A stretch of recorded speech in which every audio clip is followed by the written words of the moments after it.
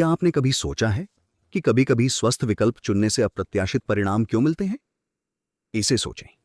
आपने अपने वजन को नियंत्रित करने और अपने स्वास्थ्य में सुधार करने की उम्मीद में एक कीटोजेनिक जीवन शैली अपनाने का निर्णय लिया है, केवल यह जानने के लिए कि आपका कोलेस्ट्रॉल स्तर छत पर पहुंच गया है। यहां क्या हो रहा है? आज हम कीटो आहार पर उच्च कोलेस्ट्रॉल के विरोधाभास में गहराई से उतर रहे हैं। लेकिन पहले चलिए कुछ महत्वपूर्ण संदर्भ के साथ शुरुआत करते हैं। 2018 में अमेरिकन हार्ट एसोसिएशन ने नई दिशा निर्देश जारी किए जो आपकी कोलेस्ट्रॉल को देखने के तरीके को बदल सकते हैं। उन्होंने कहा कि कुल कोलेस्ट्रॉल का हृदय रोग से महत्वपूर्ण रूप से कोई संबंध नहीं है। हैरान करने वाला है ना? लेकिन यह सब नहीं है। क्या आप जानते हैं कि आपके शरीर में पाई जाने वाली ज्यादातर कोलेस्ट्रॉल का उत्पादन आपके शरीर द्वारा ही किया जाता है? हाँ, लगभग 75 से 80% कोलेस्ट्रॉल आपके अपने सिस्टम द्वारा निर्मित होता है और केवल लगभग 20% से 25% सीधे आपके आहार से आता है। कोलेस्ट्रॉल सिर्फ कोई अवांछित अतिथि नहीं है। यह हार्मोन, सेल झिल्लियों, विटामिन डी और पित्त बनाने के लिए आवश्यक है, जो आपको वसा पचाने में मदद करता है। यह हमें एक दिलचस्प बिंदु पर लाता है। जब लोग कोलेस्ट्रॉल कम करने के लिए स्टेटिन दवाएं लेते हैं तो उन्हें अक्सर कई दुष्प्रभावों का सामना करना पड़ता है। क्यों? क्योंकि वे हमारे शरीर के कार्यों के लिए महत्वपूर्ण प्रक्रियाओं में हस्तक्षेप कर रहे हैं। आइए इसे एक वास्तविक उदाहरण के साथ और गहराई से समझें। हम एक विस्तृत कोलेस्ट्रॉल रिपोर्ट देखेंगे पीटर की, जो कीटोजेनिक डाइट पर रहे हैं और उच्च कोलेस्ट्रॉल रीडिंग का सामना किया है। अक्टूबर 2016 की उनकी रिपोर्ट कुल कोलेस्ट्रॉल स्तर 261 दिखाती है, जो सामान्य सीमा से काफी ऊपर है। लेकिन यहां से यह दिलचस्प हो जाता है। ज्यादातर लोग इतने बड़े आंकड़े देखकर घबरा सकते हैं, लेकिन इसमें एक ट्विस्ट है। कुल कोलेस्ट्रॉल केवल आपकी धमनियों में तैर नहीं रहा होता है। यह लिपोप्रोटीन नामक गोलाकार कणों में पैक किया जाता है। ज्यादा तकनीकी में न जाते हुए, ये लाइपोप्रोटीन्स वे वाहन हैं जो रक्त प्रवाह के माध्यम से कोलेस्ट्रॉल को ले जाते हैं।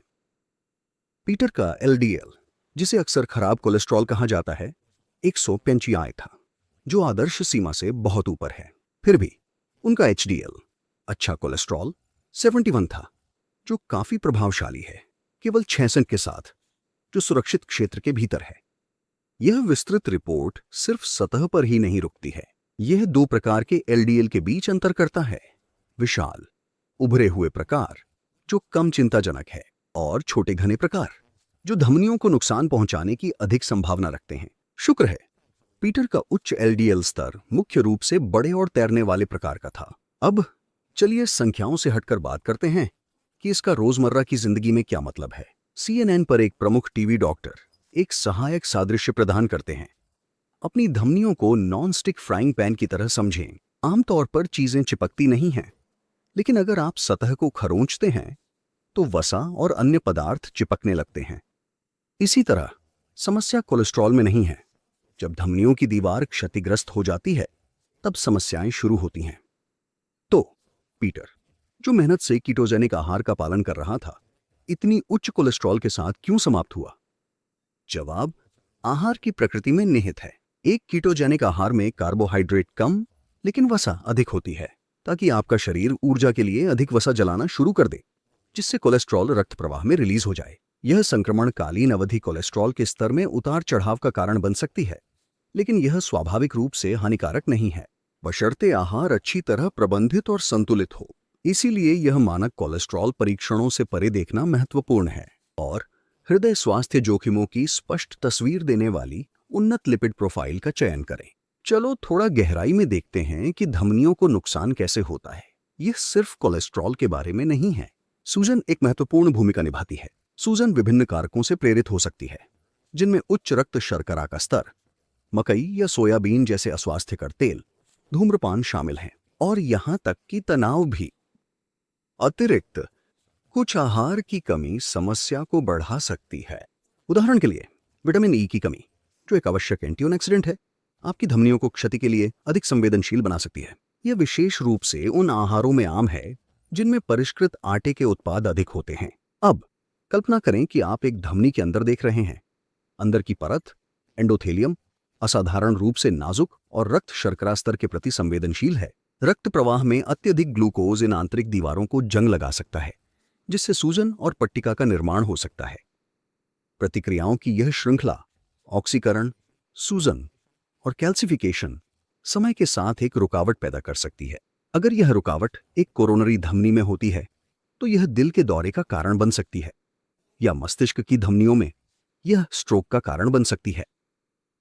लेकिन यहां अच्छी खबर है, इसका अधिकांश भाग रोका जा सकता है। चीनी का सेवन कम करना, तनाव प्रबंधन और सूजनकारी खाद्य पदार्थों से बचना आपकी धमनियों के स्वास्थ्य की रक्षा कर सकता है। और कीटोजेनिक आहार पर इन गतिशीलताओं को समझने से आप संभावित गिरावटों को अधिक प्रभावी ढंग से नेविगेट कर सकते हैं। समाप्त करने से पहले मैं आपसे कोलेस्ट्रॉल प्रबंधन को गंभीरता से लेने का आग्रह करना चाहता हूं। ये उन समस्याओं से बचने के बारे में है जो कई लोग इस स्थिति के बारे में सामना करते हैं। और अपने शरीर की रक्षा को मजबूत करना, अपनी प्रतिरक्षा प्रणाली को मजबूत करना बहुत महत्वपूर्ण है, अब पहले से कहीं अधिक। तो क्या हमने आपके लिए कोलेस्ट्रॉल पहेली को स्पष्ट कर दिया है? याद रखें, यह केवल संख्याओं को कम करने के बारे में नहीं है, बल्कि उन संख्याओं का मतलब समझने के बारे में भी है। देखने के लिए धन्यवाद, और अगली बार तक एक स्वस्थ, सूचित जीवन शैली के लिए प्रयास करते रहें।